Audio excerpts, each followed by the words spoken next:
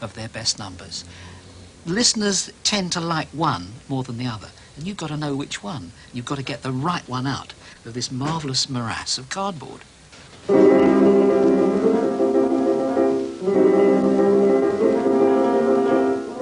One of Peter Clayton's many jobs in broadcasting is to host a Radio 3 programme devoted to playing jazz requests. Every week, listeners write in asking to hear particular jazz recordings they hope are to be found in the BBC's vast record collection. Finding the specific recording means knowing how to use the catalogue. 1.25 million cards, arranged alphabetically and cross-referenced under title, artist and composer. But just how complicated a process is it to find the card you want? There are three ways. You go to the title or the artist, or you don't get either from your listener, so you have to do some deduction. I've got a letter here from a man who says he would like to hear a duet by Louis Armstrong and Earl Hines. Now, if all you know is that either Earl Hines or Louis Armstrong is on, you go to these artist cards. Now, okay, Louis Armstrong starts there, and they keep going, Armstrong, Armstrong. There's 3.5 inches of solid cardboard there. Earl Hines about half of it. I happen to know that the duet he wants is called Weatherbird. So you go to the title cards, and that narrows it down a great deal and is a lot easier. But there are instances where the only way is to plod through all these cards. This collection of cards is a database. Of course, it's not on a computer, but you could actually program a computer to do the sort of job that Peter Clayton was doing by shuffling through these cards. Well, we've taken a small section of this database, about 1,000 cards, it's about that many, and put them on this microcomputer. I'm going to do exactly the same work as he was doing by looking through the cards. First of all, I'm going to select the soloist. Soloist and Armstrong, A-R-M-S-T-R-O-N-G.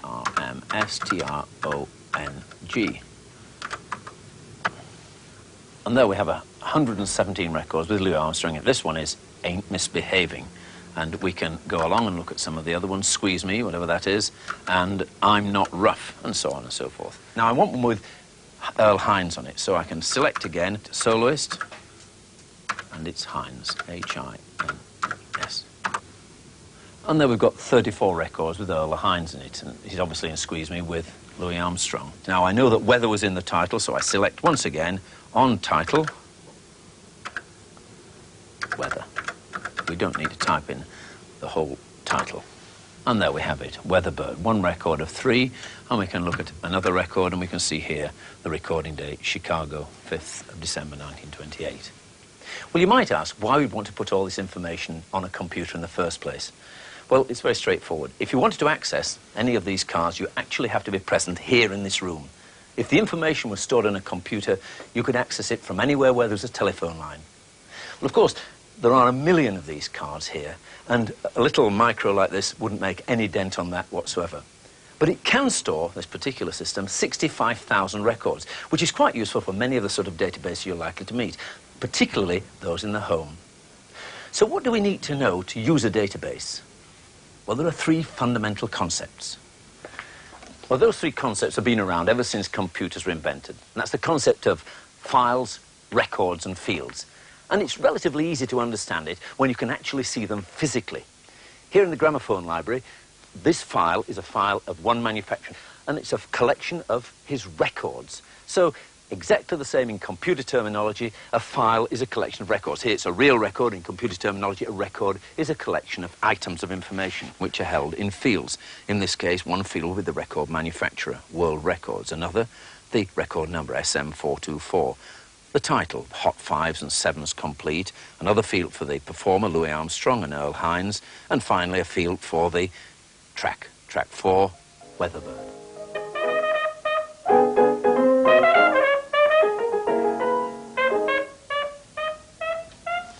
Great music to drive to that. Well, in getting the information out of that database, we used a commercial data management program. Now, the handling of files of information in BASIC can be quite tricky, and the code to do it is different on different machines. So how is it possible to write a program to store information and then get hold of it in any way that I want? Well, I can demonstrate some of the principles by writing a simple program to store a list of people's birthdays. In BASIC, first we've got to decide on how many birthdays and how many names we might want to store. It's a bit like going to a shop and buying a birthday book. you've obviously got to choose a book that's about the right size for the number of entries you expect to make. Now, each entry here is a record. Here's David, and that's the first field, and the 3rd of November is his birthday. And each one of these is a record, and each contains 2 items of information, or 2 fields, the name and the birthday. Well, to do this on the computer, we use the concept of an array. And it sounds very complex, it's rather a difficult word, but an array is just a set of variables, in other words, stores, all with the same name, but labelled 1 to 10, 1 to 50, or 1 to 200, or whatever, depending on the maximum number of names or birthdays that we want to store. It's a bit like creating a series of boxes. The first one is called name string 1, the second name string 2, the third name string 3, and so on, up to 50. Now, let's have a look at this program. We've got to tell the computer to expect a maximum of so many names, and here's the statement that does it. Dim means dimension, and it's telling the computer to expect up to 50 names. And the second line of our program, line 20, again it's dimension, and it tells the computer to expect up to 50 birthdays. Well, the next thing is putting in the information. With the book, I simply find the next blank page or blank part of a page, and then I'll write a record in here with 2 fields, and record in here another name and another birthday. And I do this as many times as I've got names. Well, on the computer, we're going to use a couple of commands, data and read. They're always linked together. And for the moment, we're going to put in just 10 records. That's just 10 names and birthdays to fill up part of an array with them. If some of the array's empty, it really doesn't matter.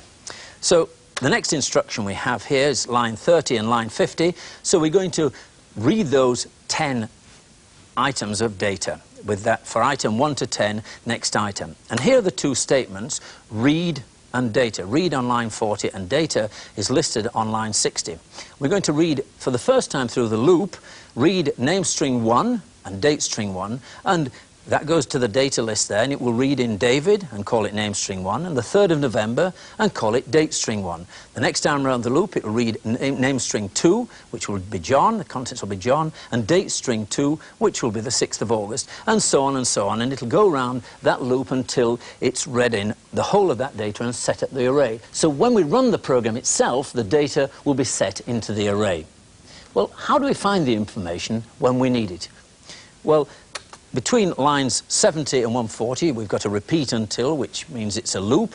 And on line 80, we're going to input, and then in between the quotation marks there, we've given a prompt. Enter name and date, so we enter either the name or the date, and we're going to call it a variable name query string. And it will go round and round the loop, and on line 140 until query string equals stop. In other words, when we type stop into the program, it will actually stop. Line 130 print just actually gives us an empty line to make reading it easier. Well, we're going through 10 items of data, so we have another loop here between line 90 and 120 for item equals 1 to 10. Next item, it will go through the data 10 times.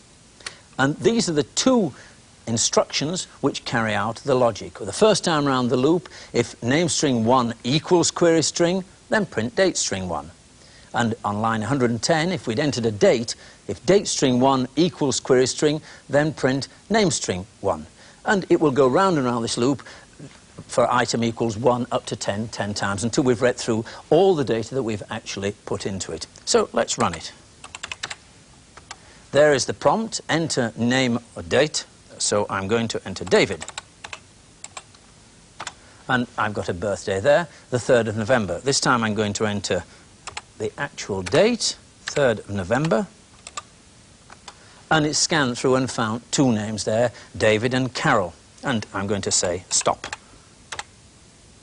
Well, there are 2 major disadvantages with the program. Let's just have a look at it again. I'm just going to list the first half dozen lines or so we can see it. Well, first of all, if we want to add more dates or names, we have to alter the program itself. We can see here, this instruction here, this loop, only allows us to read 10 items of information. So if we add to it, we'd obviously have to change that number. The information itself in this data string is embedded here within the program itself, and that would cause all sorts of problems. In fact, you'd have to be a programmer virtually to be able to change it. The second disadvantage is that the amount of data you can handle is limited by the size of memory in your machine that's left over after your program's been loaded. So normally, we simply wouldn't write the program in that way. We'd write it so that the data can be kept in files quite separate from the program itself. And we'd have to be able to store those files on disk or on tape, because otherwise we'd lose the information when the machine switched off. In BASIC, we'd have to write instructions for the machine which were rather like what we'd do with a real file. We'd take a file, and then we'd name it. We'd call the file, let's say, birth. The second action would be to open the file, and then we'd copy into the file from the memory of the computer, and so on, and store it in there. And finally, we would then close the file. So in BASIC, the words of code you'd write would reflect those 4 actions. Similarly, if you wanted to get the information out of the file, you'd write code which would be like the reverse of that. You'd look for a file called birth, you'd open the file, copy the information into the computer's memory, and then close it. And once the information was in the memory, you could search through it in the way that we saw earlier. Well, if I wanted to use a database, I wouldn't want to struggle through the complexities of writing it, especially in BASIC. I'd be much more likely to buy a package to do a serious job. Now, here's an interesting problem. There are over 2 million video recorders in this country, and it's a real problem keeping track on what you've recorded, particularly if you've got a lot of cassette tapes and you want to find something quickly or find a space for a new recording. This might be the sort of thing a school might want to do where they've got a whole library of tapes. Now, we've got a small database package here loaded on this machine, and it really is quite fun to use. When you buy a package like this, it tells you exactly what you've got to do and makes life very easy for you. Here we've got a list of alternatives that we can do at this point. It's called a menu, and this is a menu-driven system. So I want to load an existing data file. I hit 1, and it says insert data file disk and press a key. So I take a new disk and load it in, and that's the one with my file on it, and hit a key. And immediately it comes up with the 2 data files that I've got on this disk, one of plants and the other one called videos. Well, that's the one I want, 2, so I hit that one. And there it is, data file videos. It contains 83 records, and there's room for approximately 68 more. So there I've got 83 recordings detailed on that file. I can add a record, delete a record, search for a record, and so on. So let's hit 3 and search for a record. I don't know what tape number it is, or the count, or the title, or the subtitle. And I'm going to use artist. What a name. And all I type in there is the question mark Mac. And what this will do is to search out the record, search through the records to find where the artist, the field artist, contains the letters MAC. I don't mind about the duration or the subject or the priority. And there it is. And the first one is on tape 1, and it's strings and things making most of the micro. Business Club, Mac and others. Computer program. My goodness, I did do a lot of recordings of myself. But there is one that isn't me, but it's obviously found the letters MAC in the name of John Mace under artist. Right, what else can I do? Let's go back to the menu once again. Well, perhaps this time I want to make a recording, say a 25-minute recording, so I want to search through my files to find space for a 25-minute recording. And that's where these greater than, less than signs come in. I'm going to search again, hit number 3 for a record. I don't know what the tape number is, the count of the title, subtitle, artist, and it's going to search on duration. And I'm going to search for something which, of a space which is greater than 24 minutes and less than 30 minutes. Let's put it 30 minutes. I don't mind about the subject. The priority, since I'm going to record in this area, I want something that I don't want to keep, so I'm going to give it a low priority, say 0. And press the space bar, and it comes immediately with one with me on it, Mac and Others, Business Club. That's on tape number 1, count of 570. There's one on tape number 4, it's MASH, great program. And that's about all of 25 minutes. Well, it's obvious which one I'm going to over-record. It's hard enough remembering to write the name of a recording on a cassette itself, let alone putting it into the computer. So whether you'd actually use this program or not is another matter. You'd need to be very disciplined in the way you put the information in. You've got to remember to change the entries if you record over something. You've got to remember to set the tape counter to 0 and so on. Now, just as before, this program can only hold as much information as you can get into what's left of the computer memory after the program's loaded. This limits the size of the data file. Going back to our gramophone records, that's about enough to hold the details of 100 to 140 gramophone records, which isn't bad for a small personal collection. But suppose you wanted to keep more information. The next step would be to arrange for the program to be able to pull in information in chunks from a bigger data file. And using this technique, you'll be limited only by the size of the computer backing store. the floppy disk or a cassette. But when we start handling a lot of data and want to search through it quickly, tape is pretty useless. Not only is it slow, but it only enables us to get at the information held on it in a stream, and we can only read it sequentially, bit by bit, along its length. One advantage of a disk is that it enables you to access the information in what's known as random access. And you can get at any information by moving the read heads across like this to any of the tracks, and very rapidly you can select the information that you want to get hold of. This means we can actually break up our file so that we go very, very quickly to any part of it we'd like. Let me show you the difference with our birthday book. If I were going through my book, I'd have to go through sequentially, looking at every name in turn, one after the other, or every birth date. It's very slow, and it's rather like using tape. Much more likely, I wouldn't use that at all. I'd buy a book with an index in it. So if I wanted to find David's birthday, I go straight to the D, open the page, and there is David, the 3rd of November. And it's a thing you can do on the disc that you can't really do on tape. So for serious, real users, discs are essential.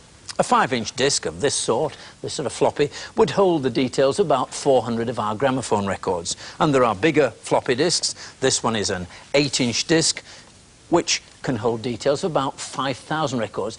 But floppy disks really do have their disadvantages for serious applications. That's the recording surface, and it's very easy to touch it, get finger marks or dirt into it. And so it's very important to keep backup copies. The other disadvantage, of course, floppy disks actually wear out. But databases on micros are being used increasingly for serious, if rather limited, purposes in the real world. And our researcher, Catherine Robbins, has been to see one rather unusual application. Every time you take a holiday on a British waterway, you're likely to be asked to fill in a form to say where you're going or where you've been. Holiday traffic is on the increase, but the canal authorities are short of money, so management of the system needs to be efficient. At the British Waterways headquarters in Rickmansworth, information from each form is entered into a database which already contains 20 years' worth of information on boat movements. This touch-sensitive pad is used to enter details of your journey. The 5 million bytes worth of data can be handled by an ordinary micro, but because there's so much of it, a floppy disk just couldn't cope. So they use what's known as a Winchester or hard disk. But why do they want all this information? Well, one reason is that if somebody wants to open a marina like this one at Cowroast near Tring, the Waterways Board will only grant a licence if it's convinced that there's enough water available, not only here, but also in the rest of the system, to cope with all the extra boats.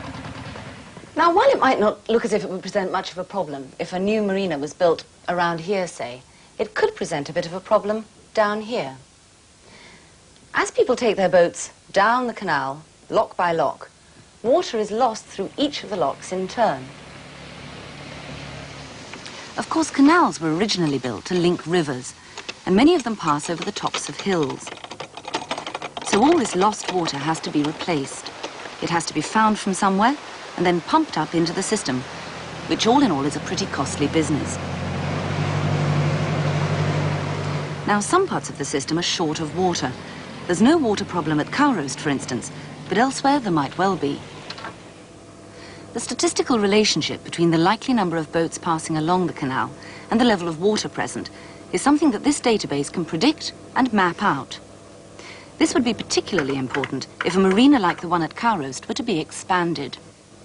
If you have 20 new boats at Cowroast, and they're out for pretty well, say 25 weeks during the summer, and that means a maximum of about 500 trips, which will be taken in total from Cowroast. And we can see that there's absolutely no problem at most of these sites. The only problem comes at Knapton and Claydon on the South Oxford Canal, where we do have problems with water supply, and they don't really want to see any increased usage there at all.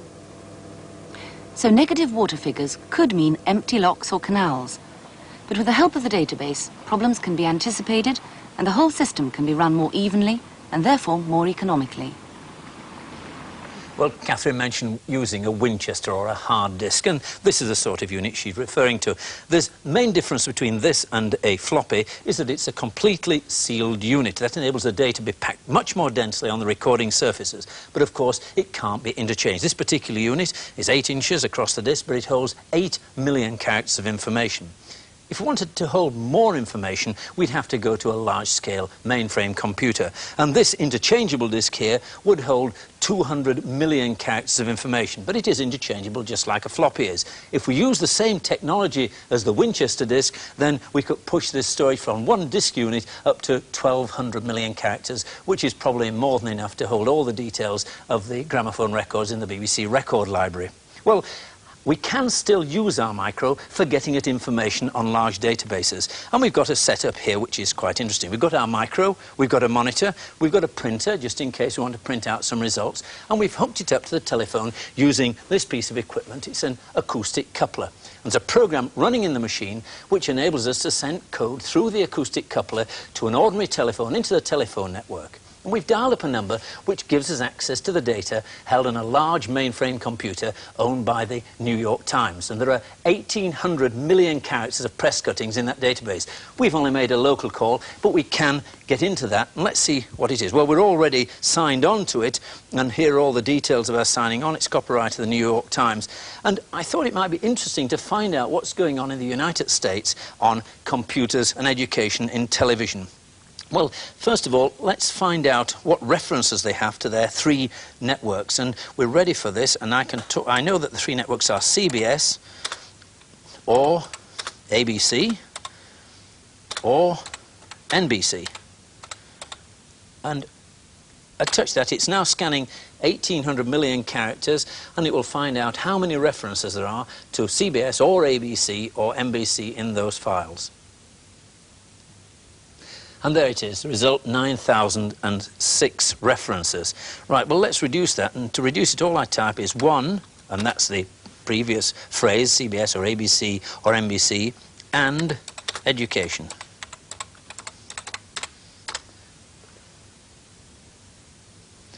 And there's a result. There are 112 references to education in the three major networks. So our final query will be to and computers.